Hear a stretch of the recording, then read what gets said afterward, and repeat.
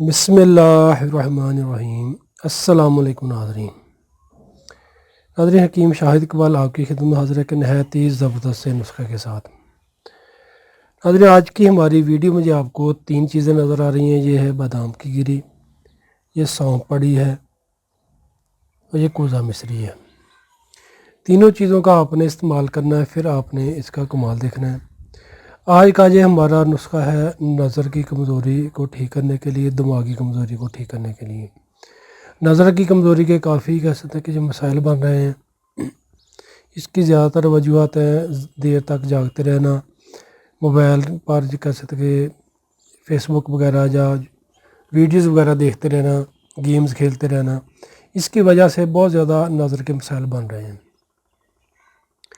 آپ بھی اسے ایک ریکویسٹ ہے کہ آپ تھوڑا سا کہہ سکتے کہ اپنی صحت کا خیال رکھیں، زیادہ کہہ سکتے کہ گیمز وغیرہ سے یا ویڈیوز وغیرہ دیکھنے سے پرہیز کیا کریں، نماز 5 وقت کی پابندی کے ساتھ پڑھا کریں، توبہ استغفار کیا کریں۔ انشاءاللہ زندگی میں آپ کے لیے آسانیاں پیدا ہوں گی اور آخرت میں بھی۔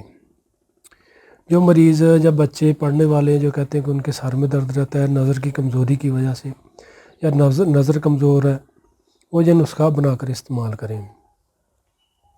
ناظرین، کرنا کچھ یوں کہ آپ نے 100 گرام لینی ہے بادام کی گری، 100 گرام لینی ہے سونف، 100 گرام لینی ہے کوزہ مصری۔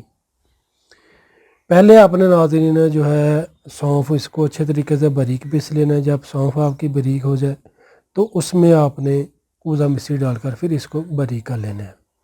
دونوں چیزوں کو باریک کرنے کے بعد پھر آپ نے ناظرین اس میں بادام کی گری ڈال کر اس کو اچھے طریقے سے باریک پیس کر محفوظ کر لینا ہے۔ یہ آپ کا نسخہ تیار ہے نظر کی کمزوری کو ٹھیک کرنے کے لیے۔ اس کو کھانے کا طریقہ یہ ہے کہ ناظرین 1 سے 2 چمچ صبح آپ نے، یعنی کہ جو بڑے ہیں بالغ ہیں، وہ 2 چمچ صبح خالی میدہ حسب ضرورت دودھ کے ساتھ کھائیں۔ دودھ میں تھوڑی سی سونف ڈال لیا کریں، اس کے ساتھ کھائیں۔